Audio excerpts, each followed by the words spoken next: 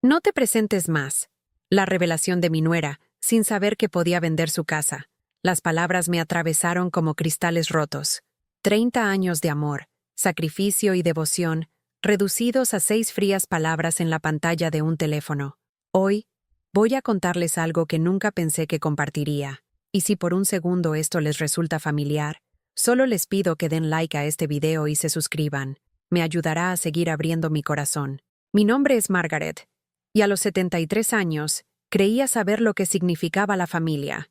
Pensaba que el amor era incondicional, que el sacrificio era noble, que entregarlo todo de ti misma era lo que se suponía que debían hacer las madres y abuelas. Estaba equivocada en tantas cosas. Pero sobre todo, estaba equivocada sobre el precio que estaba dispuesta a pagar por la aceptación. Cada mañana en mi pequeño apartamento de Queens comenzaba de la misma manera. El antiguo radiador cobraba vida a las 5:30, su familiar gemido mezclándose con el distante zumbido del tráfico en Northern Boulevard. Las paredes de mi hogar de una habitación guardaban décadas de recuerdos. Fotografías familiares descoloridas, las gafas de lectura de mi difunto esposo aún posadas en el alféizar de la ventana, y el persistente aroma del café de ayer que apenas podía terminar ya. Pasaba esas primeras horas hojeando álbumes de fotos desgastados, sus páginas pegajosas curvándose en los bordes como hojas de otoño. Una fotografía siempre captaba mi atención. Mi hijo Michael en su graduación universitaria, con la gorra ligeramente inclinada hacia la izquierda, su brazo rodeando mis hombros. Ambos lucíamos sonrisas idénticas, llenas de orgullo y esperanza para el futuro. Eso fue hace 28 años, cuando aún creía que el amor era suficiente para mantener unida a una familia. Solo 3 semanas antes de que llegara ese devastador mensaje de texto, había sido invitada, o eso creía, a su casa en Bayside, para la cena del domingo. Había comprado flores frescas del mercado en Roosevelt Avenue, el tipo de margaritas amarillas brillantes que siempre hacían que su comedor se sintiera más cálido. Incluso había horneado el pastel de manzana favorito de Michael, usando la receta que su abuela me había transmitido hace 40 años. Pero la realidad tiene una manera de destrozar la esperanza con precisión quirúrgica. 2 horas antes de que se suponía que debía llegar, mi teléfono vibró con un mensaje de Jessica, mi nuera. Lo siento, Margaret. Tenemos que cancelar hoy. Surgió algo, quizás la próxima semana. Sin explicación, sin fecha alternativa sugerida. Solo otra puerta cerrándose lentamente en mi cara.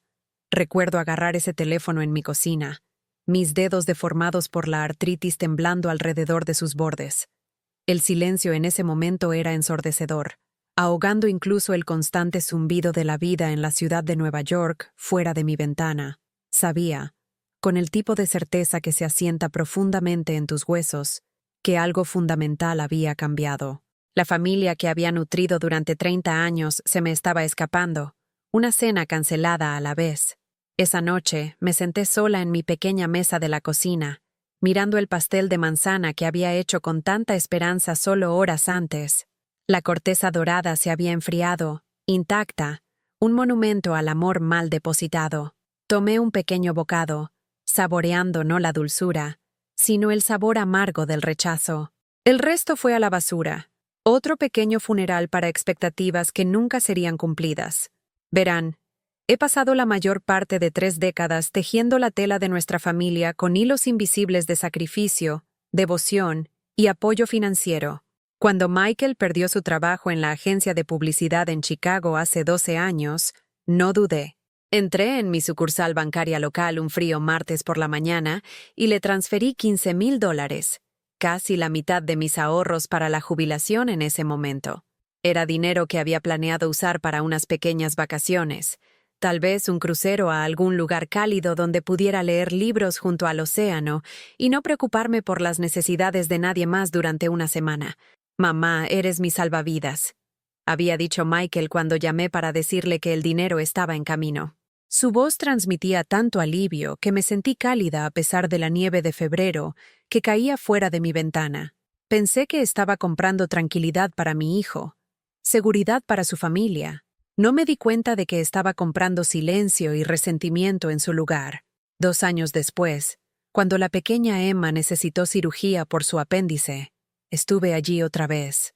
No solo con dinero, aunque pagué la parte que su seguro no cubriría, sino con mi tiempo, mi atención, mi preocupación. Pasé 4 noches durmiendo en esa incómoda silla del hospital, sosteniendo la mano de mi nieta a través de los barrotes metálicos de su cama. Jessica apenas reconoció mi presencia, desplazándose por su teléfono mientras yo le leía cuentos a Emma y la ayudaba a sorber jugo de manzana con una pajita. «Mamá, estás demasiado involucrada», me espetó Jessica una noche, mientras salía de su casa después de traer la cena. Había preparado estofado de carne, el tipo que hierve a fuego lento todo el día y llena la cocina con el olor a hogar, pero sus palabras cortaron esa calidez como una cuchilla. «No entiendes lo que necesitamos».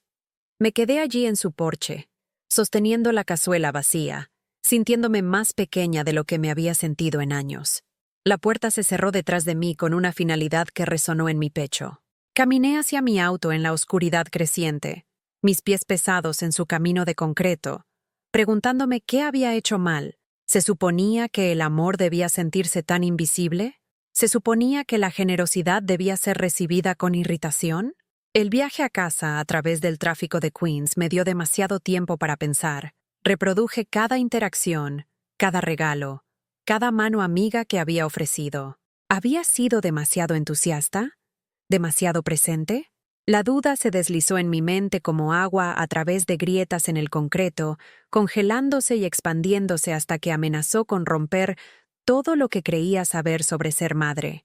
Esas dudas se convirtieron en mis compañeras constantes durante los meses que siguieron. Cada llamada telefónica que iba directamente al buzón de voz, cada mensaje de texto que tardaba horas o días en recibir respuesta, cada plan cancelado socavaba mi confianza. Comencé a pesar cada sacrificio que había hecho, sosteniéndolos a la luz como piedras preciosas, tratando de determinar su valor en la economía del amor familiar. ¿Había sido utilizada? ¿Era mi devoción nada más que una fuente confiable de respaldo financiero y trabajo emocional que podía ser convocada con culpa y descartada con indiferencia? Estas preguntas me atormentaban durante noches sin dormir, cuando los sonidos de la ciudad fuera de mi ventana parecían susurros de juicio. Los cumpleaños fueron quizás los marcadores más crueles de cuánto habían deteriorado las cosas. Durante 25 años, había hecho elaborados pasteles desde cero para cada celebración familiar. Chocolate alemán para Michael, vainilla con glaseado de fresa para Jessica, y cupcakes especialmente decorados para Emma y su hermano menor Jake. Mi cocina quedaba cubierta de harina y con olor dulce durante días después de cada fiesta, evidencia de amor horneado en cada capa. Pero el año pasado, cuando Emma cumplió 14 años, no fui invitada a la fiesta. Me enteré 3 días después cuando vi fotos en Facebook. Imágenes de mi nieta soplando velas en un pastel comprado en la tienda, rodeada de amigos que no reconocía. Mi ausencia en esas fotos era evidente. Un hueco con forma de abuela en lo que debería haber sido una celebración familiar. Cuando llamé para preguntar por qué no me habían contado sobre la fiesta, la voz de Jessica fue fría y cortante. Solo eran amigos, Margaret. Nada relacionado con la familia. Pero podía oír risas y conversación en el fondo, los sonidos de una celebración de la que había sido deliberadamente excluida. Colgué el teléfono sintiéndome más sola de lo que me había sentido desde que mi esposo falleció 6 años antes. El abandono no era dramático. Era la lenta erosión de 1000 pequeñas crueldades. Cuando mencioné mi reciente diagnóstico de presión arterial alta durante una de nuestras cada vez más raras conversaciones telefónicas, la respuesta de Michael fue distraída y breve. «Eso es difícil, mamá. Tal vez deberías vigilar tu consumo de sal». Sin preguntas de seguimiento, sin ofertas para acompañarme a las citas con el médico, sin reconocimiento de que manejar una condición crónica a mi edad podría ser aterrador. Cuando me caí en mi baño la primavera pasada y pasé 4 horas en mi piso de baldosas, hasta que la señora Chen del apartamento de al lado me oyó pidiendo ayuda, esperaba alguna preocupación de mi familia. En cambio, recibí un mensaje de texto de Jessica. «Quizás es hora de considerar una residencia asistida, Margaret. Estas cosas suceden a tu edad». No una llamada telefónica para verificar mis lesiones, No una oferta para ayudarme a hacer mi apartamento más seguro, solo una sugerencia de que me eliminara por completo de sus vidas. Las demandas financieras, mientras tanto, nunca cesaron. Michael llamaría con menciones casuales de reparaciones de automóviles, clases de preparación para el SAT de Emma, o las cuotas del campamento de baloncesto de Jake. Nunca me pedía dinero directamente, pero la implicación flotaba en el aire entre nosotros como humo, y siempre daba, transfiriendo fondos de mi cuenta de ahorros cada vez más reducida mientras me aseguraba a mí misma que esto era lo que la familia hacía por cada uno. Pero la familia estaba aprendiendo. No debía ser una transacción unidireccional. El amor no debería requerir un pago constante para mantener su existencia. El descubrimiento impactante llegó un miércoles ordinario de septiembre. Estaba organizando mis documentos financieros para mi preparación anual de impuestos, una tediosa tarea que requería clasificar un año de extractos bancarios, recibos y papeleo de inversiones. Mi mesa del comedor estaba cubierta de carpetas manila, cada una etiquetada con mi cuidadosa escritura. Gastos médicos, donaciones caritativas, impuestos sobre la propiedad. En mi búsqueda de recibos relacionados con el dinero que había dado a Michael y Jessica a lo largo de los años, abrí un cajón que rara vez tocaba, uno que contenía viejos documentos de hipoteca, pólizas de seguro y otros papeles financieros a largo plazo. Fue entonces cuando lo encontré, una copia de la escritura de la casa de Michael y Jessica en Bayside. Casi lo volví a guardar sin leerlo realmente. Después de todo, era su casa, su responsabilidad financiera. Pero algo sobre el lenguaje legal llamó mi atención. Mi nombre aparecía en varios lugares a lo largo del documento, no solo como testigo o contacto de emergencia, sino como cofirmante de la hipoteca original. El recuerdo volvió con una claridad sorprendente. Hace 8 años, cuando estaban tratando de comprar su primera casa, a Michael y Jessica se les había negado el monto de la hipoteca que necesitaban. Sus ingresos combinados no eran suficientes. Sus puntajes de crédito no eran lo suficientemente altos. Habían quedado devastados, llamándome entre lágrimas una noche mientras enfrentaban la posibilidad de perder la casa de sus sueños. «Mamá, ¿hay alguna manera de que puedas firmar como aval?», había preguntado Michael, su voz tensa con emoción. «Te prometemos que nunca nos atrasaremos en un pago. Solo necesitamos a alguien con tu historial de crédito para ayudarnos a calificar». Había conducido hasta la oficina de su abogado al día siguiente, firmando documento tras documento sin comprender completamente sus implicaciones. Todo lo que sabía era que mi hijo necesitaba ayuda, y yo tenía los medios para proporcionarla. Confié en ellos completamente, sin imaginar nunca que necesitaría protegerme de sus decisiones financieras. Pero sentada en mi mesa del comedor 8 años después, leyendo esos documentos con la claridad que viene de la distancia emocional, me di cuenta de lo que había aceptado. Como cofirmante, no solo estaba garantizando sus pagos de hipoteca, tenía autoridad legal sobre la propiedad si esos pagos incumplían. Más importante aún, tenía el derecho de exigir transparencia sobre el estado de la hipoteca y, en ciertas circunstancias, iniciar procedimientos de ejecución hipotecaria. Mis manos temblaban mientras alcanzaba mi teléfono para llamar a Harold Peterson, un abogado que había conocido desde el fallecimiento de mi esposo. Harold había manejado mi testamento y me había dado consejos financieros a lo largo de los años. Era directo, honesto, y nunca me había tratado como una mujer anciana confundida que no podía entender asuntos legales complejos. «Margaret», dijo Harold después de que le expliqué la situación, «necesitas entender el poder que has estado llevando sin darte cuenta. Si Michael y Jessica han perdido algún pago, si han incumplido alguna parte de esa hipoteca, tienes un recurso legal significativo. ¿Has estado recibiendo copias de los estados de cuenta de la hipoteca?». No lo había hecho. En 8 años de confirmar su hipoteca, nunca había recibido un solo estado de cuenta, nunca había sido informada sobre los horarios de pago o el estado de la cuenta. Esto, explicó Harold, era una violación de mis derechos como cofirmante. Tenía derecho a una transparencia completa sobre el préstamo del que era legalmente responsable. «Necesito que solicites una contabilidad completa de su compañía hipotecaria», continuó Harold. «Y Margaret, Quizás quieras prepararte para lo que encuentres. En mi experiencia, las familias no ocultan información financiera a los cofirmantes, a menos que haya algo que esconder.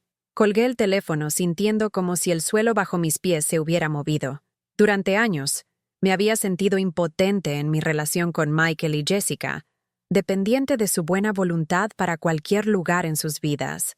Pero de repente, me di cuenta de que tenía más autoridad legal sobre su activo más valioso de lo que habían reconocido, o quizás incluso entendido. Esa noche, me senté sola en mi sala de estar mientras la luz otoñal se desvanecía fuera de mis ventanas. Los sonidos familiares de la vida nocturna de Queens, sirenas distantes, bocinas de autos, el rumor de autobuses en calles concurridas, proporcionaron una banda sonora a mis pensamientos acelerados. Sostenía información que podría cambiar toda la dinámica de mi relación con mi familia, pero no estaba segura de querer ese tipo de poder. Las sombras de la tarde se alargaron a través de mi agrietado suelo de linóleo, mientras contemplaba el peso de este descubrimiento. En mi regazo descansaba la carpeta Manila, que contenía esos documentos hipotecarios, evidencia de un compromiso financiero que había hecho con amor pero que nunca había sido honrado con honestidad o transparencia. Mis dedos trazaron los bordes de los papeles, cada frase legal representando un puente que había construido hacia mi familia, sin darme cuenta de que nunca habían tenido la intención de dejarme cruzarlo. Por primera vez en años, un pensamiento entró en mi mente que no me aterrorizó. ¿Y si dijera que no? ¿Y si exigiera respuestas en lugar de dar silencio? ¿Y si el amor necesitara ser ganado en lugar de comprado? Caminé a mi habitación y saqué una caja de cartón polvorienta del estante superior de mi armario. Una por una, comencé a colocar nuestras fotografías familiares adentro. Imágenes de fiestas de cumpleaños, mañanas de Navidad, ceremonias de graduación, todos los momentos que había atesorado como evidencia de nuestro vínculo. Cada imagen se sentía más pesada que la anterior, al darme cuenta de cuántas de ellas me mostraban dando, sirviendo, o parada ligeramente apartada de la acción central. La fotografía final que coloqué en la caja fue esa foto de graduación universitaria de Michael y yo, ambos sonriendo con tanta alegría genuina. Tracé su joven rostro con mi dedo, recordando el orgullo que había sentido ese día, la certeza de que mis sacrificios habían creado algo hermoso y duradero. Ahora esa misma imagen parecía diferente, no una celebración de nuestra conexión, sino una documentación del momento en que mi papel como proveedora se había cementado. Cerré la caja y la volví a poner en el estante. Luego caminé a mi baño y me miré en el espejo agrietado sobre mi lavabo. La mujer que me devolvía la mirada tenía cabello plateado que necesitaba arreglo, ojos cansados detrás de gafas con montura de alambre y líneas de preocupación profundamente grabadas alrededor de su boca. Pero por primera vez en meses, no vi a una víctima mirándome. Vi a alguien con opciones. La confrontación llegó más pronto de lo que esperaba.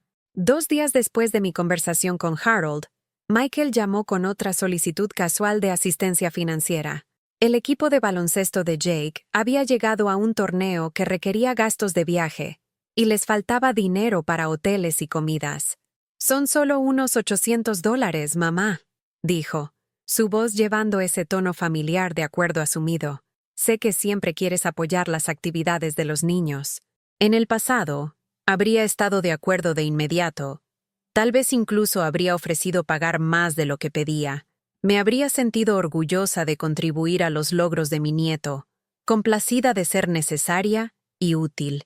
Pero esa tarde, sentada en mi mesa de la cocina con los documentos de la hipoteca extendidos frente a mí, escuché sus palabras de manera diferente. «Michael», dije, mi voz más firme de lo que me sentía, «necesito preguntarte sobre algo primero. ¿Cuándo fue la última vez que hiciste tu pago de la hipoteca?» El silencio al otro lado del teléfono se extendió tanto que me pregunté si nos habíamos desconectado. Cuando finalmente habló, su voz había cambiado por completo. «¿Qué tiene que ver eso con el torneo de Jake?» «Soy tu cofirmante, Michael. Tengo el derecho legal de conocer el estado de un préstamo del que soy responsable. ¿Has estado haciendo tus pagos a tiempo?» Otra pausa, más corta esta vez pero cargada de tensión. «Mamá, ¿Por qué siquiera preguntarías eso? Por supuesto que estamos haciendo nuestros pagos. ¿Qué clase de personas crees que somos? Pero su actitud defensiva me dijo todo lo que necesitaba saber. Los prestatarios responsables no reaccionan con ira cuando los cofirmantes hacen preguntas legítimas. Las personas que no tienen nada que ocultar no desvían simples consultas sobre el estado del pago. Quiero ver tus estados de cuenta de la hipoteca, Michael. Todos ellos, del último año. Mamá, realmente estás exagerando. Esto no es como tú en absoluto. Tal vez debería ser más como yo, dije, sorprendiéndonos a ambos con la firmeza en mi voz. Transferiré dinero para el torneo de Jake cuando reciba copias de tus estados de cuenta de la hipoteca. Hasta entonces, necesito entender dónde están mis obligaciones financieras. La conversación terminó con Michael prometiendo enviarme los documentos solicitados, pero su tono sugería que nuestra relación había entrado en territorio desconocido. Durante 30 años, había sido la fuente confiable de apoyo incondicional, financiero y emocional. Nunca había hecho demandas, nunca había exigido transparencia, nunca había cuestionado la sabiduría de sus peticiones. Había sido, en esencia, un cajero automático muy generoso que ocasionalmente ofrecía consejos no solicitados y comidas festivas. Pero los cajeros automáticos no firman hipotecas, no tienen derechos legales y no pueden exigir responsabilidad. Esa noche, llamé a Harold Peterson nuevamente. Pedí ver sus estados de cuenta de la hipoteca, le dije. Michael se puso a la defensiva y evasivo. No creo que vaya a recibirlos voluntariamente. Entonces los solicitamos directamente a la compañía hipotecaria, respondió Harold. Como cofirmante, tienes ese derecho. Y Margaret, su reacción me dice que vamos a encontrar algunas sorpresas desagradables en esos estados de cuenta. Harold tenía razón. Cuando la compañía hipotecaria me envió un historial de pagos completo del préstamo de Michael y Jessica, la imagen que surgió fue devastadora. No solo habían perdido algunos pagos, estaban 4 meses atrasados en su hipoteca, habían recibido múltiples avisos de incumplimiento y estaban a menos de 60 días de los procedimientos de ejecución hipotecaria. 4 meses. Mientras yo había estado preocupándome por cenas canceladas y cumpleaños olvidados, mi hijo y mi nuera habían estado ignorando la obligación financiera que yo estaba legalmente obligada a honrar. 4 meses de pagos de hipoteca que podría haber ayudado si hubieran sido honestos acerca de su situación. 4 meses de engaño mientras continuaban pidiéndome dinero para torneos y campamentos y reparaciones de autos. Me senté en mi mesa de la cocina con esos estados de cuenta extendidos ante mí, calculando el monto total que debían en pagos atrasados, honorarios legales y penalidades. $12,800.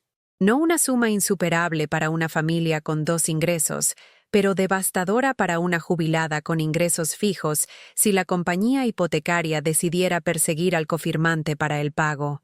La traición cortó más profundamente de lo que había pensado posible. No solo el engaño financiero, sino la comprensión de que habían estado dispuestos a destruir mi calificación crediticia y potencialmente mi seguridad de vivienda en lugar de admitir que necesitaban ayuda. Me habían pedido cientos de dólares para gastos discrecionales mientras ocultaban una crisis financiera que podría habernos arruinado a ambos. Esa noche, apenas dormí. Cada vez que cerraba los ojos, veía esos avisos de ejecución hipotecaria. Imaginaba a los agentes del sheriff llegando a mi puerta con papeles exigiendo un pago que no podía permitirme. Había pasado años dando a mi familia dinero que no podía ahorrar, y ahora enfrentaba la posibilidad de perderlo todo debido a deudas que no sabía que existían. Cuando la luz de la mañana se filtró a través de las cortinas de mi dormitorio, tomé una decisión que habría parecido imposible apenas una semana antes. No iba a salvarlos esta vez. No iba a agotar mis ahorros restantes para cubrir su engaño.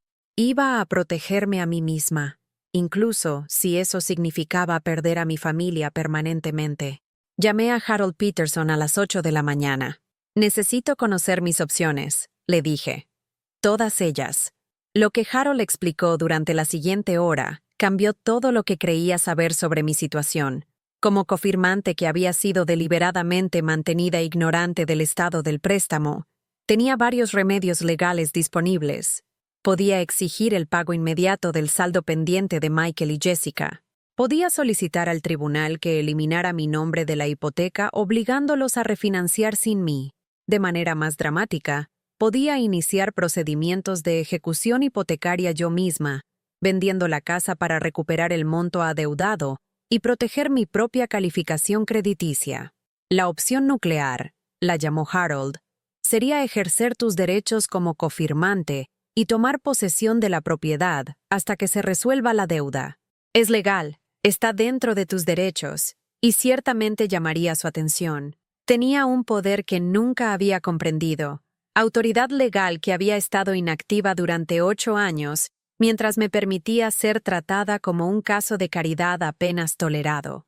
La mujer a quien se le había dicho que estaba demasiado involucrada, en realidad tenía más reclamo legal sobre su casa de lo que probablemente entendían. Pero el poder, estaba aprendiendo, era una espada de doble filo. Usarlo significaría casi con certeza el fin de cualquier relación con mi hijo y su familia.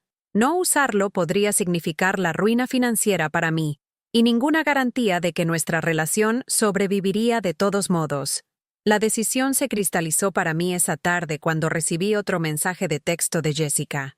No una disculpa por la situación de la hipoteca, no una explicación o una súplica de ayuda. En cambio, era una petición brusca para que cuidara a Jake durante el próximo fin de semana, porque querían ir a un evento de degustación de vinos en los Hamptons. La casualidad de esto, la completa desconexión de la crisis financiera que me habían ocultado, la suposición de que estaría disponible y dispuesta, a pesar de meses de trato frío, era como si existieran en una realidad donde las acciones no tenían consecuencias y las relaciones no requerían mantenimiento. Miré ese mensaje de texto durante mucho tiempo, sentada en mi sala de estar mientras las sombras de la tarde se alargaban sobre mi desgastada alfombra. Afuera, podía oír a los niños jugando en el pequeño patio detrás de mi edificio, sus risas mezclándose con el constante zumbido del tráfico de la ciudad. Sonidos normales de vida normal. Mientras contemplaba una decisión que lo cambiaría todo, mi teléfono vibró de nuevo. Otro mensaje de Jessica. ¿Puedes hacerme saber lo antes posible sobre este fin de semana? Necesitamos hacer reservas para la cena. La presunción en esas palabras, la completa falta de reconocimiento de que me debían dinero, explicaciones o incluso cortesía básica, cristalizó algo dentro de mí que había estado endureciéndose gradualmente a lo largo de meses de negligencia y años de dar unilateralmente. Escribí mi respuesta lentamente, editando y reeditando hasta que las palabras llevaran exactamente el peso que pretendía. No estoy disponible para cuidar niños.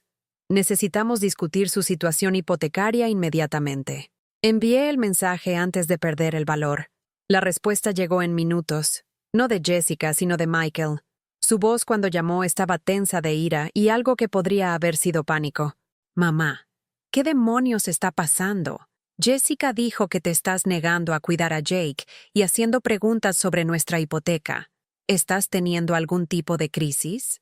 La acusación de que mi repentina firmeza era evidencia de deterioro mental fue quizás el insulto final que estaba preparada para aceptar. Durante 30 años, había sido la base estable, confiable y de apoyo de nuestra familia. Ahora que estaba haciendo preguntas y haciendo demandas, estaba teniendo una crisis. Michael, dije, mi voz más tranquila de lo que me sentía, sé que tienen 4 meses de retraso en su hipoteca. Sé que enfrentan una ejecución hipotecaria. Sé que me han estado mintiendo mientras pedían dinero para otras cosas. Y sé que como tu cofirmante, tengo derechos legales y opciones que nunca he ejercido. El silencio que siguió fue absoluto. Ni siquiera el sonido de la respiración vino a través del teléfono. Necesitamos reunirnos, continué. Esta noche, todos nosotros. Hay cosas que necesitan ser discutidas, y no pueden discutirse por mensajes de texto o breves llamadas telefónicas. Mamá, no creo que... A las 7, interrumpí. Mi apartamento o el tuyo. Pero vamos a tener esta conversación. Trae a Jessica. Trae toda tu documentación hipotecaria. Trae tus estados de cuenta bancarios de los últimos 6 meses. Y Michael, no me mientas más. Soy demasiado vieja y estoy demasiado cansada para mentiras. Colgué sin esperar su respuesta. Las siguientes horas pasaron en un extraño estado de animación suspendida. Limpié mi apartamento. No porque necesitara limpieza, sino porque necesitaba hacer algo con mis manos. Hice té que no bebí y organicé papeles que ya estaban organizados. Me estaba preparando para una confrontación que podría terminar mi relación con mi único hijo. Y la parte más extraña era que me sentía más en paz de lo que había estado en meses. A las 7 en punto, Michael y Jessica llegaron a mi puerta. Emma y Jake no estaban con ellos, lo que sugería que entendían la seriedad de lo que necesitábamos discutir.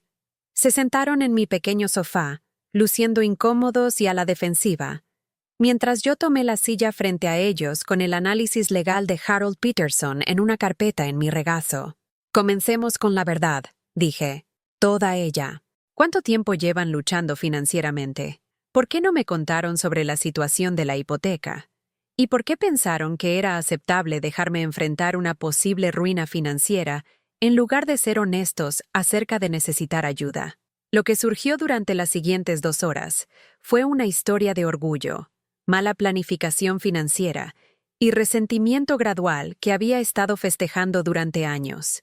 El trabajo de Michael no era tan seguro como me había hecho creer. Jessica había estado subempleada durante 18 meses después de que su empresa redujera el tamaño. Habían estado usando tarjetas de crédito para mantener su estilo de vida, asumiendo que podrían ponerse al día con los pagos de la hipoteca una vez que su situación mejorara. No queríamos preocuparte, dijo Michael, una frase que se había convertido en la excusa universal para mentir a los padres ancianos. Ya has hecho tanto por nosotros. Así que en lugar de eso decidieron arriesgar mi calificación crediticia y seguridad financiera sin mi conocimiento? Pregunté. ¿Pensaron que eso era menos preocupante que la honestidad? Jessica habló por primera vez desde que habían llegado. Nunca pensamos que llegaría tan lejos. Seguíamos pensando que podríamos ponernos al día antes de que te enteraras. Pero no dejaron de pedirme dinero para otras cosas. Señalé. El baloncesto de Jake, la preparación SAT de Emma, las reparaciones de su auto. Me sacaron dinero para gastos discrecionales mientras ocultaban una emergencia financiera de la que yo era legalmente responsable. La actitud defensiva en sus posturas estaba cediendo gradualmente a algo que parecía vergüenza, pero no estaba segura de que fuera genuina. Después de meses de sentirme manipulada y descartada, había desarrollado un saludable escepticismo sobre sus reacciones emocionales. ¿Qué quieres que hagamos, mamá?, preguntó Michael, y escuché agotamiento en su voz que coincidía con el mío. Quiero honestidad, dije. Quiero transparencia sobre sus finanzas. Quiero ser tratada como un miembro de la familia de confianza en lugar de un fondo de emergencia al que acceden cuando es necesario e ignoran cuando es conveniente. ¿Y si no podemos ponernos al día con la hipoteca?, preguntó Jessica, su voz apenas por encima de un susurro. Esa era la pregunta que me había mantenido despierta durante las últimas 3 noches. La pregunta que me forzaba a elegir entre mi seguridad financiera y mis relaciones familiares. La pregunta que no tenía una buena respuesta. Entonces tendremos que explorar opciones que nos protejan a ambos, dije. Pero esas no pueden discutirse hasta que conozca la verdad completa sobre su situación. La conversación continuó pasada la medianoche, cubriendo años de estrés financiero oculto, resentimientos acumulados y decepciones mutuas. Revelaron deudas que yo no conocía, gastos que habían temido discutir, y un nivel de inestabilidad financiera que hacía que sus solicitudes casuales de dinero parecieran casi obscenas en retrospectiva. Para cuando salieron de mi apartamento, habíamos establecido un plan. Me proporcionarían transparencia financiera completa, incluyendo acceso a sus cuentas bancarias y estados mensuales. Les ayudaría a ponerse al día con sus pagos de hipoteca, pero sería un préstamo con términos definidos y un cronograma de reembolso, no un regalo. Y comenzarían a tratar nuestra relación con el respeto que debería haber estado presente todo el tiempo. Se sentía como progreso, pero había aprendido a no confiar en mi optimismo cuando se trataba de mi familia. Demasiadas promesas habían sido rotas, demasiados compromisos habían sido abandonados. Juzgaría su sinceridad por sus acciones, no por sus palabras. Lo que no esperaba era lo rápido que su resentimiento saldría a la superficie una vez que la crisis inmediata hubiera pasado. 3 días después, recibí un mensaje de texto de Jessica que lo cambiaría todo. No te presentes más. Solo 6 palabras, entregadas con la crueldad casual de alguien terminando un conocido, en lugar de una relación familiar. Sin contexto, sin explicación, sin reconocimiento de que acabábamos de pasar horas trabajando a través de nuestros problemas y estableciendo una nueva base para nuestra relación. Miré ese mensaje durante mucho tiempo, sentada en mi cocina con mi café matutino, enfriándose frente a mí. Las palabras parecían pulsar en la pantalla, cada una un pequeño cuchillo cortando a través de cualquier esperanza que había logrado mantener. La crueldad no estaba solo en el mensaje mismo, sino en su momento. Jessica había esperado hasta que había acordado ayudar con su hipoteca, hasta que la crisis financiera inmediata se resolviera, para entregar este despido final. Sugería un nivel de cálculo que me quitó el aliento. Llamé a Michael inmediatamente. ¿Sabías que Jessica iba a enviarme este mensaje? Pregunté cuando contestó. ¿Qué mensaje? Le leí el texto palabra por palabra. El silencio que siguió se extendió tanto que me pregunté si había colgado. Mamá, Jessica solo está estresada por todo lo que ha pasado. Ella no quiere decir, ¿habla por ti, Michael? ¿Me estás diciendo que no me presente más? Otra pausa, más corta, pero igualmente reveladora. Tal vez todos necesitamos algo de espacio para procesar todo lo que ha salido. Tal vez un poco de distancia sería bueno para todos. Espacio. Distancia. Los eufemismos que la gente usa cuando quieren mantener una negación plausible sobre el abandono de alguien. No podía decidirse a decirme directamente que no era bienvenida en sus vidas, pero estaba confirmando que la crueldad de Jessica reflejaba su sentimiento compartido. Ya veo, dije, y vi con una claridad que era dolorosa y liberadora a la vez. No es permanente, mamá. Solo necesitamos tiempo para... No, dije interrumpiéndolo. Necesitas entender algo, Michael. Tengo 73 años. No tengo tiempo para personas que necesitan espacio de mí. No tengo tiempo para relaciones que requieren que desaparezca cuando me vuelvo inconveniente. Y ciertamente no tengo tiempo para ser despedida por mensaje de texto después de 30 años de devoción. Colgué antes de que pudiera responder. La casa se sentía diferente después de esa conversación. No más vacía, exactamente, sino de alguna manera más limpia, como si eliminar la expectativa del amor familiar hubiera despejado espacio para otras posibilidades. Caminé de habitación en habitación, viendo mi vida sin el filtro de obligación y culpa que había coloreado todo durante tanto tiempo. Esa tarde, llamé a Harold Peterson nuevamente. «¿Quieren espacio de mí?», le dije. Jessica me dijo que no me presente más, después de que acordé ayudar con su hipoteca. «Lo siento, Margaret», dijo, y pude escuchar un genuino pesar en su voz. Pero no sorprendido. A veces, cuando las personas se ven obligadas a confrontar su propio comportamiento, culpan a la persona que les hizo mirarse al espejo. «¿Cuáles son mis opciones ahora?» «Todas las mismas opciones que tenías antes», dijo Harold. «Más una nueva. Han dejado claro que no valoran tu presencia en sus vidas. No les debes tu continuo apoyo financiero. Ya acordé ayudar con la hipoteca. Acordaste bajo la suposición de que querían una relación contigo. Ahora te han dicho explícitamente que no. Eso cambia toda la dinámica de tu acuerdo». Harold tenía razón, pero la decisión aún se sentía monumental. Durante 3 décadas, me había definido a través de mi papel como proveedora, apoyo y fuente incondicional de amor para la familia de mi hijo. Eliminar ese papel significaba descubrir quién era yo sin él. A los 73 años, eso se sentía aterrador y liberador al mismo tiempo. Pasé la siguiente semana en un estado extrañamente pacífico de animación suspendida, sin llamadas telefónicas de Michael pidiendo favores, sin mensajes de texto de Jessica solicitando cuidado de niños o ayuda financiera, sin energía emocional gastada preguntándome si había dicho lo correcto o dado lo suficiente, o sido suficientemente acomodaticia. Por primera vez en años, mis días me pertenecían por completo. El silencio fue roto por una llamada telefónica de Emma, mi nieta de 14 años. Ella siempre había sido mi favorita, aunque había tratado de nunca mostrarlo. Inteligente, reflexiva, con la manera gentil de su abuelo de ver el mundo.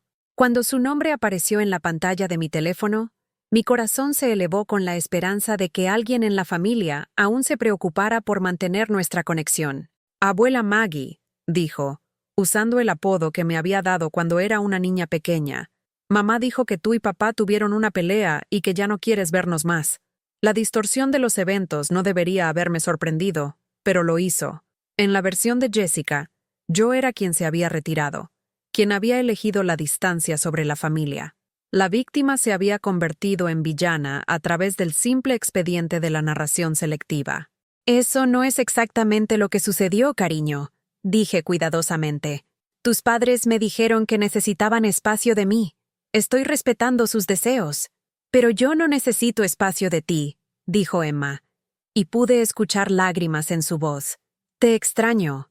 Extraño nuestras llamadas telefónicas y extraño cuando solías ayudarme con mis proyectos de historia.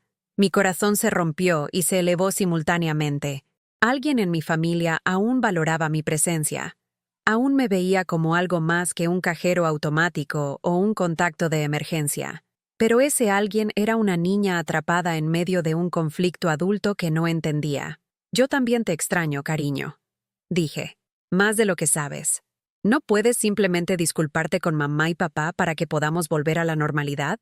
Ahí estaba. La suposición de que yo era quien necesitaba disculparse, que yo era responsable de arreglar una situación que no había creado.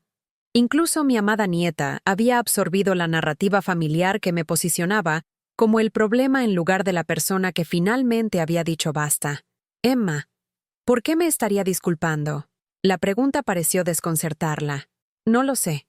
¿Por lo que sea que los haya hecho enojar? Pedí a tus padres que fueran honestos conmigo sobre sus finanzas. Pedí ser tratada con respeto. Esas no son cosas que requieran una disculpa. Pero si disculparse arreglaría todo. Cariño, algunas cosas no pueden arreglarse con disculpas. Algunas cosas requieren que las personas cambien la forma en que se tratan entre sí. Eso tiene que venir de tus padres, no de mí. Hablamos durante otros 20 minutos. Y traté de ayudarla a entender que el amor no significa aceptar el maltrato, que las relaciones requieren respeto mutuo para sobrevivir. No estaba segura de cuánto podía entender realmente una niña de 14 años sobre la dinámica de las relaciones adultas, pero esperaba estar plantando semillas que le servirían bien en sus propias relaciones futuras. Después de colgar, me senté en mi sala de estar mientras la luz del atardecer se desvanecía fuera de mis ventanas. La llamada de Emma me había recordado lo que estaba perdiendo al defenderme, pero también había reforzado por qué necesitaba continuar haciéndolo. Si aceptaba el despido de Jessica y volvía a mi papel de felpudo emocional de la familia, ¿qué lección enseñaría eso a Emma sobre su propio valor? La decisión se cristalizó con sorprendente claridad. Iba a usar el poder legal que había descubierto, no por ira o venganza, sino como una lección final en consecuencias y responsabilidad. Llamé a Harold Peterson a la mañana siguiente. Quiero ejercer mis derechos de cofirmante, le dije. Quiero tomar posesión de la casa hasta que se resuelva la deuda hipotecaria. Margaret, ¿estás segura? Esto creará una crisis legal y familiar que no se puede deshacer. Ellos ya terminaron nuestra relación familiar, dije. Jessica me dijo que no me presente más. Michael apoyó su decisión. Simplemente estoy respondiendo a su elección con acción legal que protege mis intereses. Esto será registro público, advirtió Harold. Presentaciones judiciales, posiblemente alguaciles sirviendo papeles. Tu hijo y nuera se verán obligados a enfrentar esta situación públicamente. Bien, dije, sorprendiéndome a mí misma con la firmeza en mi voz. Tal vez la responsabilidad pública logrará lo que las conversaciones privadas no pudieron. El proceso legal se movió más rápido de lo que había esperado. En una semana, Harold había presentado el papeleo necesario para iniciar procedimientos de ejecución hipotecaria, basados en la hipoteca cofirmada incumplida. Como cofirmante que había sido mantenida ignorante del estado del préstamo, Tenía fundamentos para exigir resolución inmediata para proteger mi calificación crediticia y seguridad financiera. Michael me llamó 3 días después de que se entregaron los documentos, su voz temblando con una combinación de ira y pánico. «Mamá, ¿qué has hecho? Hay alguaciles en nuestra puerta con documentos legales. Nuestros vecinos están haciendo preguntas. Jessica está histérica. Me he protegido legalmente», dije con calma. «Algo que debería haber hecho hace meses cuando descubrí que me habías estado mintiendo sobre el estado de tu hipoteca. No puedes hacer esto a tu propia familia. No están actuando como familia, Michael. Los miembros de la familia no se mienten sobre obligaciones financieras. Los miembros de la familia no piden dinero para torneos de baloncesto mientras ocultan incumplimientos hipotecarios. Los miembros de la familia no se despiden entre sí con crueles mensajes de texto. Esto es una locura, mamá. Nos estás destruyendo por sentimientos heridos. Sentimientos heridos. Después de 30 años de sacrificio y apoyo, después de ser despedida y engañada y que me dijeran que no me presente más, caracterizó mi respuesta como si fuera por sentimientos heridos. «No estoy destruyendo nada», dije. «Simplemente me niego a ser destruida yo misma. Tú y Jessica tomaron decisiones que llevaron a esta situación. Estoy tomando decisiones para protegerme de las consecuencias de sus elecciones. ¿Qué quieres de nosotros?».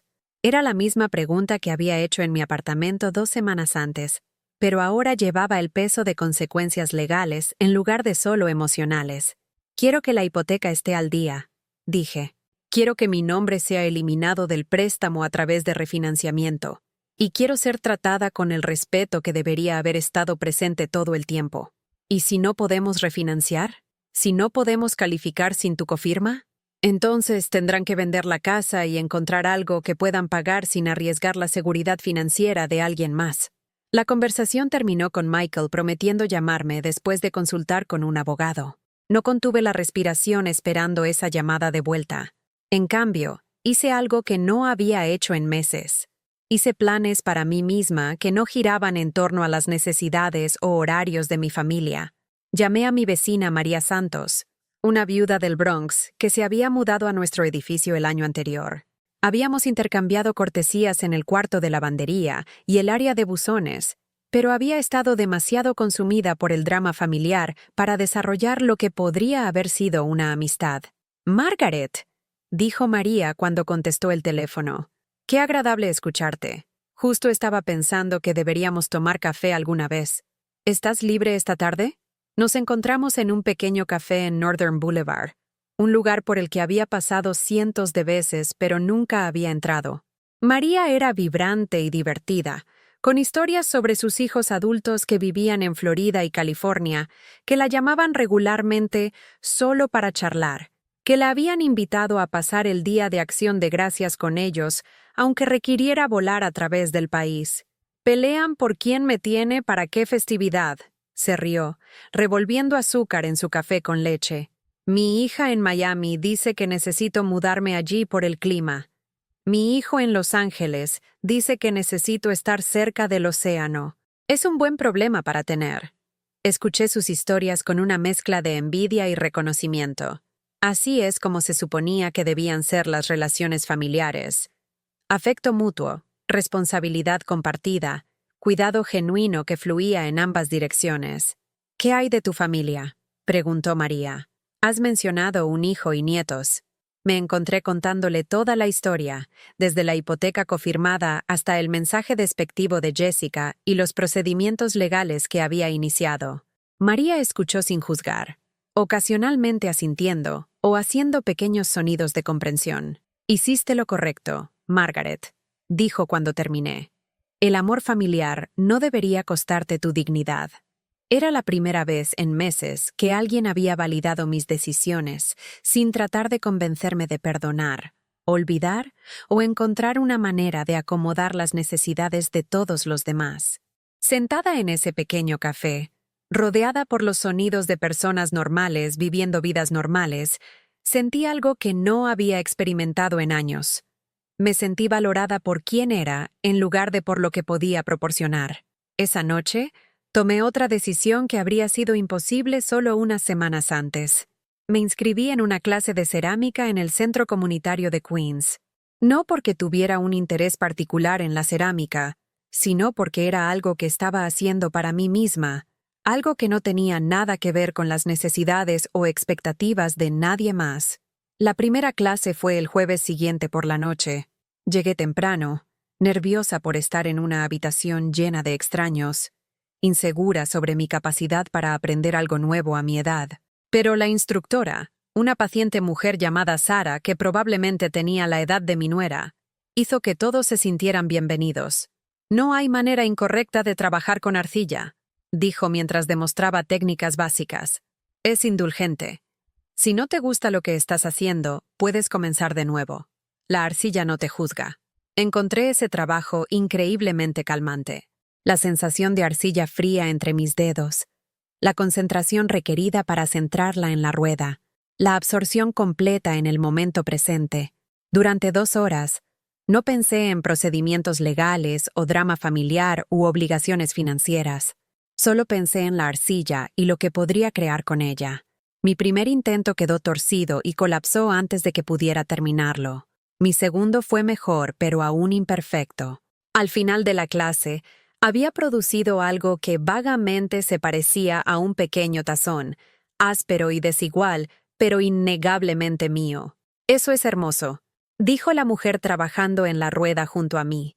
Su nombre era Patricia, y tenía mi edad, recientemente jubilada de enseñar en escuela primaria. Me encanta la forma orgánica. Tiene carácter. Carácter. ¿Cuándo había alguien descrito por última vez algo que había creado como que tenía carácter? Me inscribí para toda la sesión de 8 semanas esa noche. Los procedimientos legales continuaron avanzando mientras construía una nueva rutina alrededor de clases de cerámica, reuniones de café con María y largas caminatas por Flushing Meadows Park. Harold me mantenía informada de cada desarrollo, pero descubrí que estaba menos emocionalmente invertida en el resultado de lo que había esperado. Ganar o perder, tener éxito o fracasar, ya había logrado lo más importante. Había reclamado mi derecho a ser tratada con dignidad. Michael y Jessica contrataron a su propio abogado, quien intentó negociar un acuerdo que les permitiría mantener la casa mientras me eliminaba de la responsabilidad financiera. Era una oferta razonable, pero venía con condiciones que encontré inaceptables. Querían que firmara un acuerdo de confidencialidad sobre su situación financiera y que me comprometiera a no proporcionar más comentarios sobre nuestra dinámica familiar. En otras palabras, querían comprar mi libertad de su obligación hipotecaria, prometiendo permanecer en silencio sobre cómo había sido tratada. Querían comprar mi complicidad en su narrativa de que yo era el problema en nuestra relación familiar. Rechacé su oferta. Los procedimientos de ejecución hipotecaria entraron en su fase final un frío martes de noviembre. Michael hizo una última llamada telefónica, su voz llevando una desesperación que podría haberme conmovido 6 meses antes. «Mamá, vamos a perder nuestra casa. Emma y Jake van a perder su hogar. ¿Realmente estás dispuesta a hacer eso a tus nietos?» Era la manipulación de culpa definitiva, manteniendo la seguridad de vivienda de mis nietos como rehén de mi disposición a aceptar el maltrato. La implicación era que yo sería responsable de su desplazamiento, no los padres que habían creado la crisis financiera a través de mala planificación y engaño. «Michael», dije, mi voz firme a pesar del dolor en mi pecho, «tus hijos van a perder su casa porque tú y Jessica tomaron decisiones financieras que no podían sostener y luego mintieron sobre ellas durante meses. No creé esta situación, simplemente me niego a ser destruida por ella. Pero tienes el poder de arreglarla. Tengo el poder de permitirla». Corregí. Hay una diferencia. Arreglarla requeriría que tú y Jessica asuman la responsabilidad de sus elecciones y cambien su comportamiento. Permitirla requeriría que renuncie a mi seguridad financiera y acepte continuar faltando al respeto para hacer que sus problemas desaparezcan. ¿Qué te pasó, mamá? Solías preocuparte por la familia. Todavía me preocupo por la familia, dije. Solo aprendí que preocuparse por la familia incluye preocuparse por mí misma.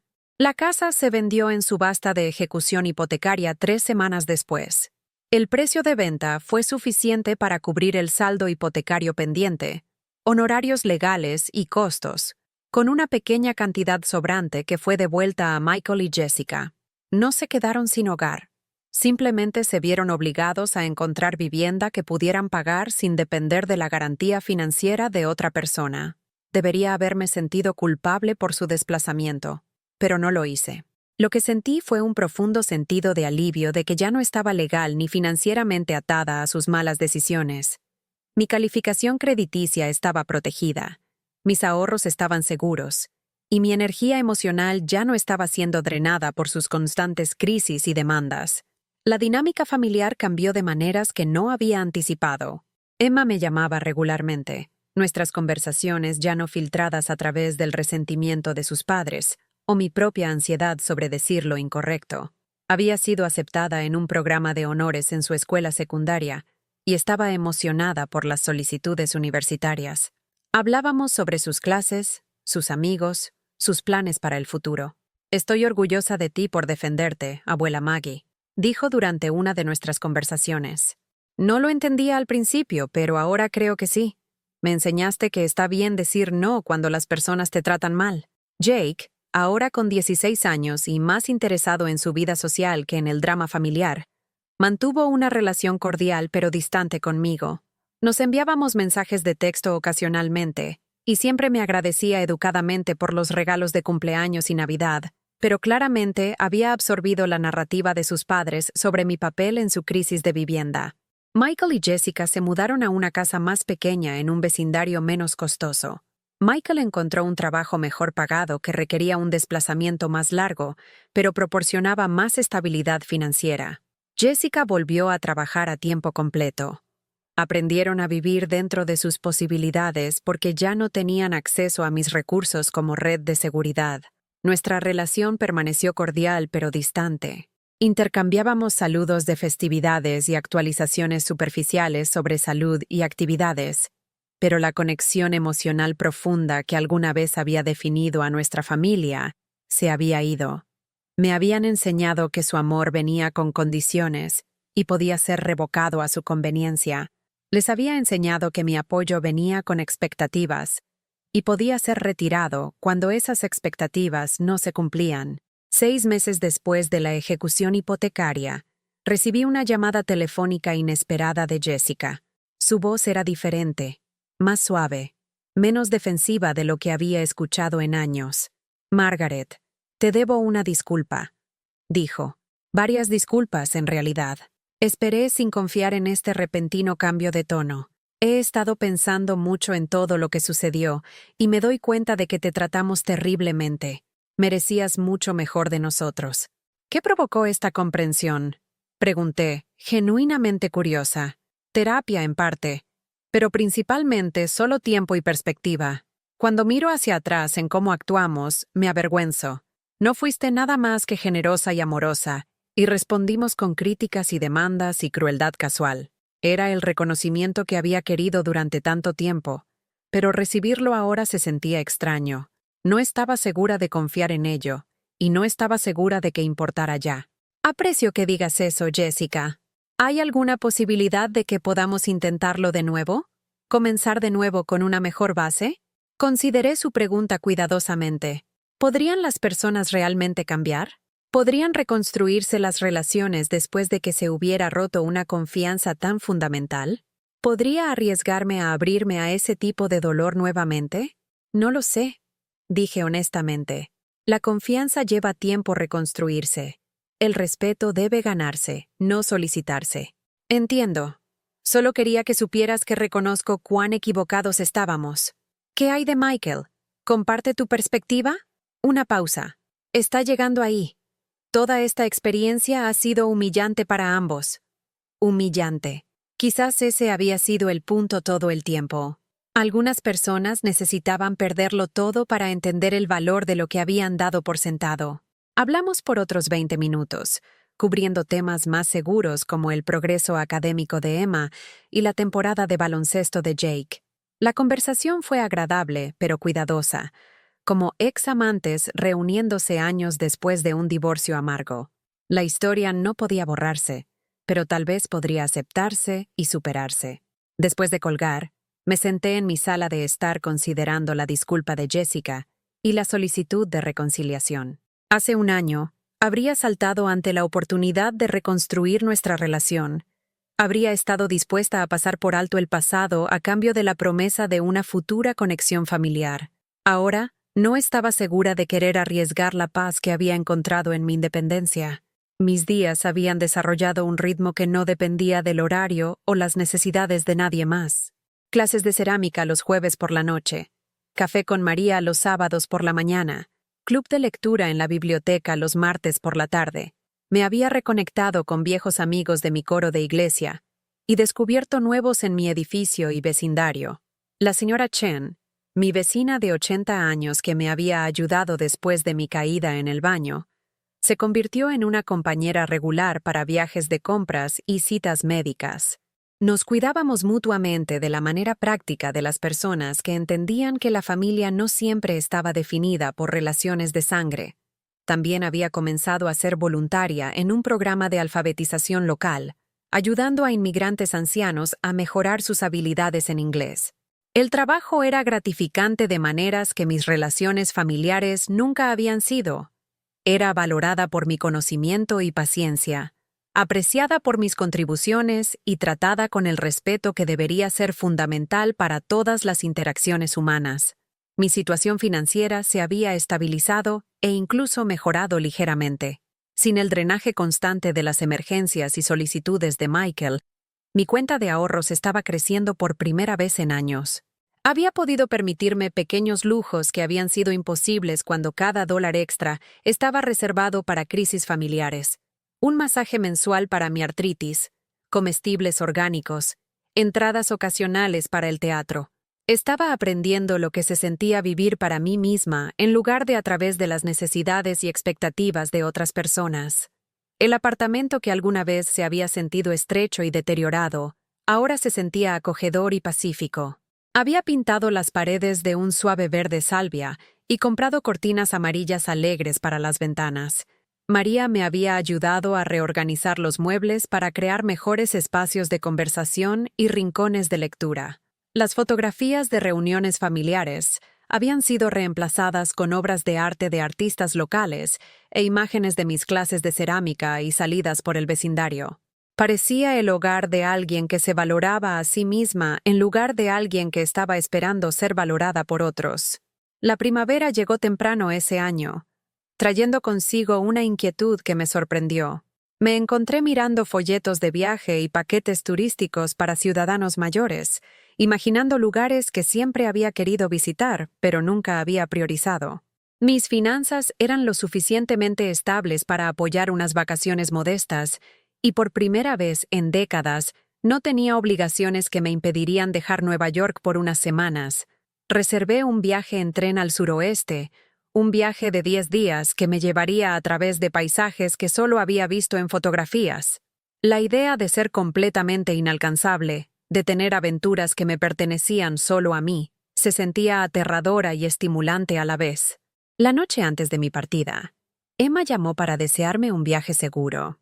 Habíamos mantenido nuestra relación cercana a lo largo de la agitación familiar, y atesoraba nuestras conversaciones como evidencia de que no todas las conexiones familiares tenían que ser complicadas o condicionales. «Creo que es increíble que estés viajando sola, abuela Maggie», dijo. «Eres mucho más genial que la mayoría de la gente de mi edad». «Estoy aprendiendo que la edad no tiene que significar quedarse quieta y esperar a que otras personas te incluyan en sus planes», respondí. «¿Eso es lo que solías hacer?». Su pregunta me hizo pausar. ¿Había estado esperando inclusión en lugar de crear mis propias experiencias? ¿Había estado tan enfocada en mantener relaciones familiares que había olvidado mantener una relación conmigo misma? Sí, cariño, creo que lo estaba, pero ya no más. El viaje en tren superó todas mis expectativas. Conocí a personas fascinantes de todo el país. Vi paisajes que me quitaron el aliento, y descubrí que disfrutaba de mi propia compañía, más de lo que había comprendido. Leí 3 libros. Escribí en un diario por primera vez en 40 años, y regresé a casa con docenas de fotografías de lugares que no tenían nada que ver con obligaciones familiares o recuerdos compartidos. Cuando regresé a Queens, me sentía diferente, más confiada, más autosuficiente, más consciente de mi propio valor como individuo en lugar de solo como madre o abuela de alguien. Michael me estaba esperando en mi apartamento cuando regresé de la estación de tren. Se veía mayor de lo que recordaba, más serio, y cuando me abrazó, pude sentir emoción genuina en su abrazo. «Bienvenida de vuelta, mamá», dijo. «Te extrañé». Nos sentamos en mi sala de estar redecorada, tomando té y hablando cuidadosamente alrededor de los problemas que nos habían dividido. Me contó sobre su nuevo trabajo, sobre los preparativos universitarios de Emma, sobre el creciente interés de Jake en la reparación automotriz. Le conté sobre mi viaje, sobre mis clases de cerámica, sobre el trabajo voluntario que se había vuelto cada vez más importante para mí. «Pareces diferente», dijo finalmente. «¿Más feliz, tal vez? ¿Más relajada?» «Soy más feliz», dije. «He aprendido a construir una vida que no depende de la aprobación o inclusión de otras personas. Lamento que nos tomara tanto tiempo entender lo que te estábamos haciendo. Lamento que me tomara tanto tiempo entender lo que estaba permitiendo que me hicieran». Ambos llevábamos responsabilidad por la disfunción que casi había destruido nuestra relación. Él y Jessica habían sido egoístas, manipuladores e irrespetuosos. Yo había sido permisiva, sin límites y temerosa de exigir un mejor trato. «¿Podemos intentarlo de nuevo?», preguntó, haciendo eco de la pregunta de Jessica de meses antes. «¿Con mejores límites esta vez?» «Podemos intentarlo», dije. «Pero la relación que reconstruyamos no se parecerá a la antigua. No estaré disponible para cada crisis o emergencia. No proporcionaré apoyo financiero ilimitado, y no aceptaré ser despedida o ignorada cuando me vuelva inconveniente. Entiendo. Todos necesitamos hacerlo mejor». Era un pequeño paso, pero se sentía genuino de una manera que las conversaciones anteriores no habían tenido. Tal vez perder la casa, enfrentar la responsabilidad pública por sus errores financieros y vivir sin acceso a mis recursos había proporcionado la perspectiva que las palabras solas no podían crear. El proceso de reconstrucción fue lento y a veces frustrante. Hubo retrocesos y malentendidos, momentos en que viejos patrones de comportamiento se reafirmaron. Pero también hubo un esfuerzo genuino de todos nosotros para crear algo más saludable y sostenible. La disculpa de Jessica fue seguida por un comportamiento cambiado. Comenzó a incluirme en decisiones familiares en lugar de simplemente informarme después del hecho. Pidió mi opinión sobre las opciones universitarias de Emma y escuchó genuinamente mis respuestas. Cuando Jake necesitó dinero para su programa automotriz en la escuela, presentó la solicitud como una propuesta formal con términos de reembolso en lugar de un regalo asumido. Lo más importante, dejó de usar mi acceso a los nietos como palanca para el cumplimiento financiero o emocional. Fui invitada a reuniones familiares porque mi compañía era valorada, no porque mis regalos o contribuciones fueran necesarios. La relación era diferente, más formal en algunos aspectos, menos íntima en otros, pero también era más honesta. Todos entendimos ahora que el amor familiar requería respeto mutuo para sobrevivir, que la generosidad sin aprecio era insostenible y que las relaciones saludables necesitaban límites para prosperar. Emma se graduó de la escuela secundaria con honores y recibió ayuda financiera sustancial para la universidad. Contribuí a sus costos educativos, pero como parte de un plan familiar en lugar de como el único recurso financiero. Eligió una escuela en el norte del estado de Nueva York, lo suficientemente cerca para visitas de fin de semana, pero lo suficientemente lejos para proporcionar independencia. Jake descubrió un talento para la restauración automotriz y fue aceptado en un programa técnico especializado. Su relación conmigo seguía siendo algo distante, pero era respetuosa y ocasionalmente cálida. Había heredado la aptitud mecánica de su abuelo y estaba construyendo un futuro que no requería el apoyo financiero de nadie más. La carrera de Michael se estabilizó e incluso floreció una vez que se vio obligado a vivir dentro de sus posibilidades.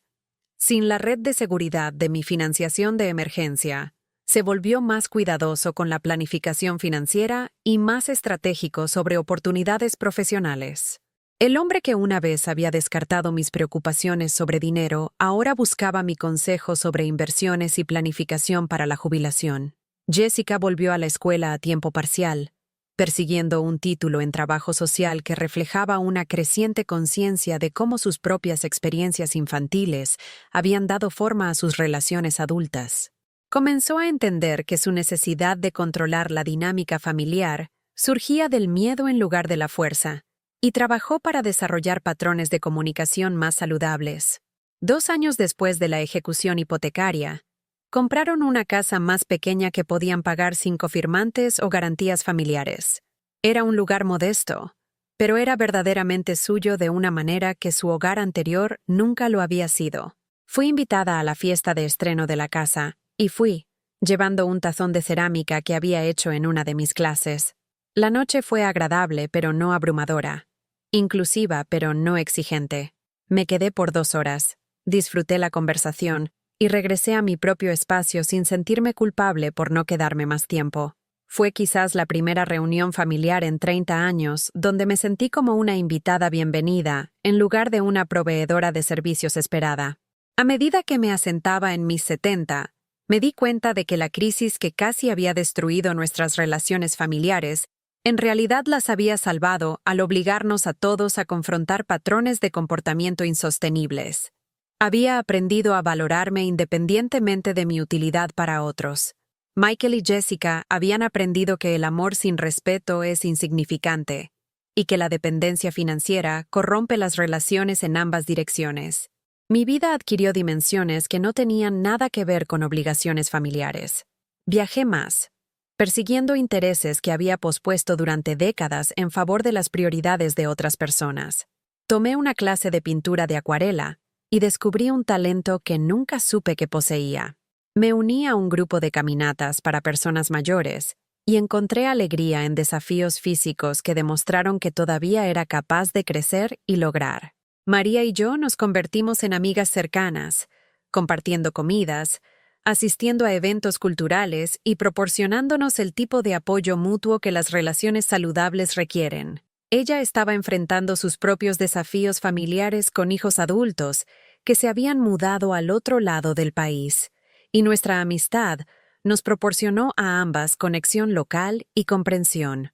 Mantuve mi trabajo voluntario con el programa de alfabetización y agregué un turno semanal en un banco de alimentos local. El trabajo era físicamente exigente pero emocionalmente gratificante, proporcionando un propósito que no dependía de la gratitud o reconocimiento de nadie. Mi situación financiera continuó mejorando a medida que aprendí a priorizar mi propia seguridad, en lugar de las conveniencias de otras personas. Invertí en una modesta cartera de jubilación y por primera vez en mi vida adulta, me sentí confiada sobre mi estabilidad financiera a largo plazo. El apartamento que alguna vez se había sentido como un lugar de aterrizaje temporal se convirtió en un verdadero hogar, decorado y arreglado para reflejar mi propio gusto en lugar de muebles heredados y posesiones heredadas. Organicé cenas para amigos, reuniones del club de lectura y sesiones de pintura de cerámica. Era un espacio que daba la bienvenida a otros sin estar definido por sus necesidades. En noches tranquilas, me sentaba junto a mi ventana con vista al patio detrás de nuestro edificio, observando las estaciones cambiantes y reflexionando sobre el viaje que me había llevado a esta paz inesperada. La mujer que una vez había medido su valor por su utilidad para una familia ingrata había aprendido a encontrar valor en sus propias experiencias, relaciones y contribuciones a su comunidad. La transformación no había sido fácil ni indolora. Había habido muchas noches de duda, muchos momentos de soledad, muchas veces en que mantener mis límites se sentía más difícil que abandonarlos. Pero cada vez que había elegido la dignidad sobre la conveniencia, el respeto propio sobre la aprobación temporal, me había vuelto más fuerte y más confiada en mis elecciones. La crisis legal que había parecido el fin de mis relaciones familiares había sido en realidad el comienzo de unas más saludables. Al negarme a aceptar el maltrato, había obligado a todos a reconsiderar su comportamiento y expectativas. Al proteger mis propios intereses, había creado espacio para una conexión genuina en lugar de obligatoria. Emma me llamaba regularmente durante sus años universitarios, nuestras conversaciones abarcando todo, desde estrés académico hasta preguntas de relaciones y planificación profesional. Había aprendido al observar nuestra crisis familiar que el amor requería límites para mantenerse saludable, y aplicó esas lecciones a sus propias amistades y relaciones románticas. Me enseñaste que está bien decir no a las personas que no te tratan bien, me dijo durante una de nuestras llamadas, incluso si son familia, incluso si decir no se siente aterrador. Jake, ahora en sus primeros 20 y trabajando como técnico automotriz, comenzó a comunicarse con más frecuencia a medida que maduraba y ganaba perspectiva sobre nuestra dinámica familiar. Se disculpó por su frialdad durante los años de crisis y expresó aprecio por las lecciones que había enseñado a través de mis acciones más que de mis palabras. Me doy cuenta ahora de que no estabas tratando de lastimarnos, dijo durante una de nuestras conversaciones. Estabas tratando de enseñarnos que las acciones tienen consecuencias. Uso esa lección todos los días en mi trabajo y relaciones. El matrimonio de Michael y Jessica se fortaleció a medida que aprendieron a confiar el uno en el otro, en lugar de en el apoyo financiero externo para su seguridad. Desarrollaron mejores habilidades de comunicación, planificación financiera más realista y una mayor apreciación por lo que tenían, en lugar de un enfoque constante en lo que carecían. Mi relación con ellos se estabilizó en un nivel que era sostenible para todos nosotros. Nos veíamos regularmente, pero no excesivamente. Permanecí involucrada en decisiones familiares, pero no responsable de problemas familiares. Proporcioné consejo cuando me lo pidieron y apoyo cuando era apropiado, pero ya no me sentía obligada a resolver cada crisis o financiar cada emergencia. Lo más importante, ya no sentía que mi valor como persona dependía de su aprobación o inclusión. Había construido una vida que era satisfactoria independientemente de su reconocimiento, lo que paradójicamente hizo que nuestra relación fuera más auténtica y agradable. El mensaje que Jessica había enviado 3 años antes, "No te presentes más", había sido pensado como castigo, como una manera de ponerme en mi lugar y recordarme mi dependencia de su buena voluntad para la conexión familiar. En cambio, había sido liberación, el empujón que necesitaba para descubrir mi propio valor y construir relaciones basadas en respeto mutuo en lugar de obligación unilateral. Guardé ese mensaje en mi teléfono, no como evidencia de su crueldad, sino como un recordatorio de mi propia fuerza. 6 palabras que habían cortado tan profundamente en ese momento, ahora servían como prueba de que podía sobrevivir al rechazo, que podía construir una vida significativa sin aprobación garantizada de otros, y que el amor solo era valioso cuando era libremente dado en lugar de exigido o comprado.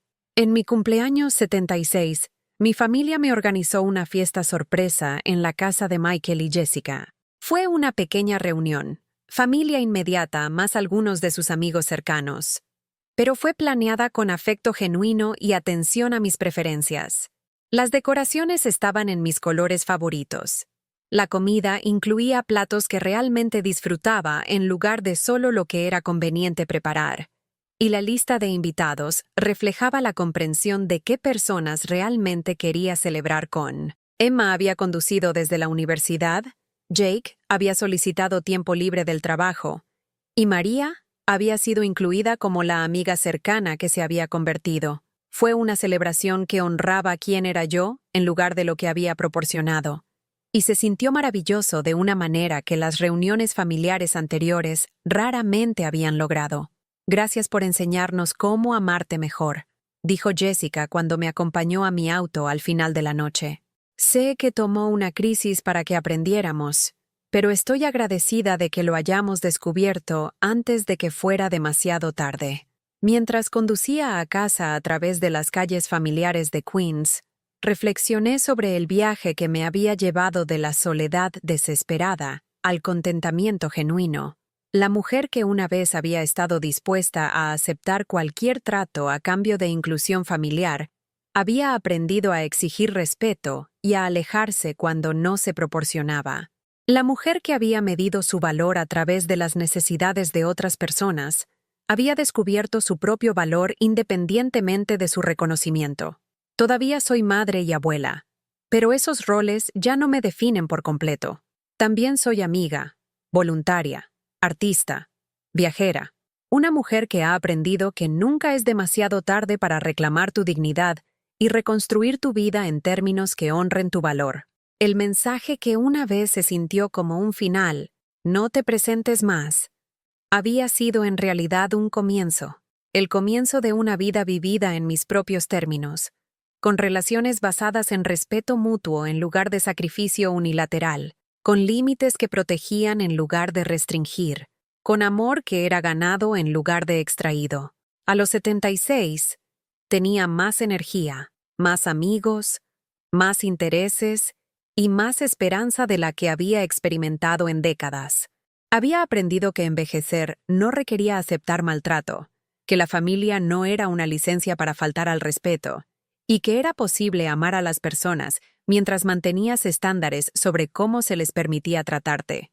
La casa que habían perdido por ejecución hipotecaria había sido reemplazada con una que realmente podían permitirse.